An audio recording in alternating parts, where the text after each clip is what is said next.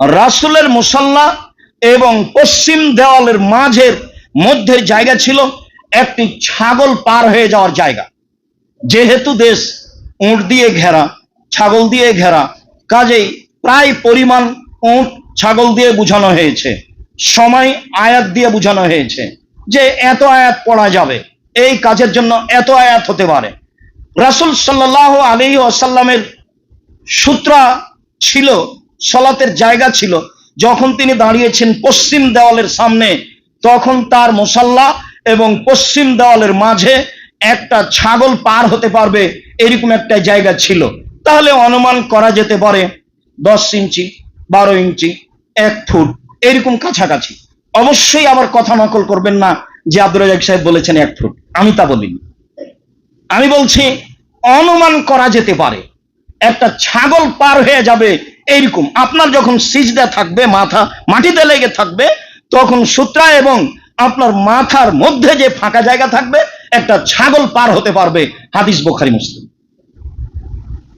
এবার আমি আর আপনি বিবেচনা করি আমার সূত্রাটা আমার থেকে কত দূরে আমি পুঁতে দিব, গেড়ে দিব, এই হিসাব করে আপনি সূত্রটা রাখবেন, এই হিসাব করে আপনি চেয়ারটা রাখবেন, এই হিসাব করে আপনার খাতা কলম, চশমা, মোবাইল যেটা আপনি সূত্রা হিসেবে ব্যবহার করবেন সেইটা রাখবেন।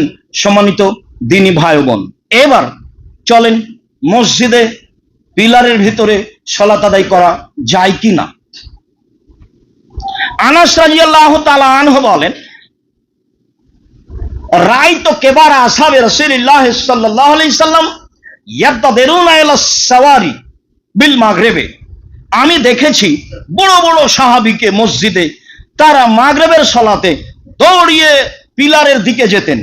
মসজিদের পিলার যেখানে আছে, পিলারকে সামনে রেখে সালাত আদায় করতেন। তাহলে পিলারকে সামনে রেখে সালাত আদায় করতেন, কেউ মসজিদে সূত্র ব্যবহার করে সালাত আদায় করতেন, এইটা প্রমাণ হয় না বুখারী মুসলিম। আনাস রাদিয়াল্লাহু তাআলা আনহু বলেন, কুনতু বিল মদিনা ফায়দা আযযানাল মুআদ্দিনু ইবতাদারুস সাওয়ারিয়া। আমি ছিলাম মসজিদে নববীতে, মুয়াজ্জিন আজান দিল লে সালাতিল মাগরিবে, মাগরিবের সালাতের জন্য।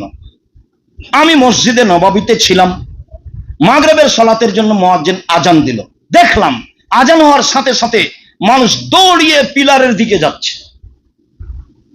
ফারাকা রাকাতাইনে, সবাই 2 রাকাত করে সালাত আদায় করলো। মনে হলো আল্লাহ রাজুলাল গরীব লা ইয়াদখুলুল মসজিদা, হঠাৎ যদি অপরিচিত মানুষ এখন মসজিদে ঢোকে, লা ইয়াহসাবু, তাহলে মনে করবে যে আল্লাহ সালাতাকাত সুল্লিয়াত, সালাত হয়ে গেছে, তাই মনে হয় মাগরিবের পরের সুন্নাত পড়ছে। এত মানুষ সুন্নাত পড়ে মাগরিবের সালাতের পূর্বে, মানুষ ভাববে, হঠাৎ যদি অপরিচিত মানুষ বাহির থেকে এখন মসজিদে ঢোকে তাহলে ভাববে সালাত হয়ে গেছে, তাই মানুষ এখন মাগরিবের পলার সুন্নাত পড়ছে। মিন কাসরাতে মাই ইসাল্লিহিমা, মাগরিবের সালাতের পূর্বে এত মানুষ মাগরিবের সুন্নাত পড়ছে যে হঠাৎ মানুষ যদি মসজিদে ঢোকে তাহলে মনে করবে যে ফরজ সালাত হয়ে গেছে, এখন মাগরিবের পরের যে সুন্নাত সেটা পড়তে হবে। আপনার তো দেওয়ালে লেখা আছে লাল বাতিতে সালাত হবে না। মানে প্রত্যেক জায়গাতে ধর্মকে এমন ভাবে আঘাত করা হয়েছে যা হিসাবের বাইরে, হিসাবে আনতে পারবেন না আপনি। আল্লাহ রাসূল বলছেন, বাইনা কুল্লি সালাত বাইনা কুল্লি আযানিন সালাতুন বাইনা কুল্লি আযানিন সালাতুন বাইনা কুল্লি আযানিন সালাতুন লিমান শাআ সালিসা। 2 আযানের মাঝে সালাত আছে, আযান এবং ইকামতের মাঝে সালাত আছে, আযান এবং ইকামতের মাঝে সালাত আছে। অত্র হাদিস প্রমাণ করে যে আযান এবং ইকামতের মাঝে অর্থাৎ মাগরিবের সালাতের পূর্বে 2 রাকাত সুন্নাত পড়া ভালো। অত্র হাদিস প্রমাণ করে যে হাজারো লাখো সাহাবী মাগরিবের ফরজের পূর্বে 2 রাকাত সুন্নাত পড়তেন। অত্র হাদিস প্রমাণ করে যে বড় বড় সাহাবী মসজিদে ঢুকে আজান, মাগরিবের আজানের পরপরই তারা একে পিলারকে সামনে রেখে 2 রাকাত সালাত আদায় করতেন। রা উমর রাদিয়াল্লাহু তাআলা রাজুলান ইসাল্লি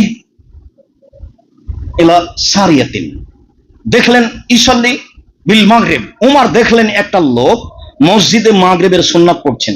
ফাদনাহু ইলা সারিয়াতিন, তিনি তাকে ধরে পিলারের পাশে করে দিলেন। ফাকালা সাল্লি ইলাইহা, এখন তুমি এখানে সালাত আদায় করো।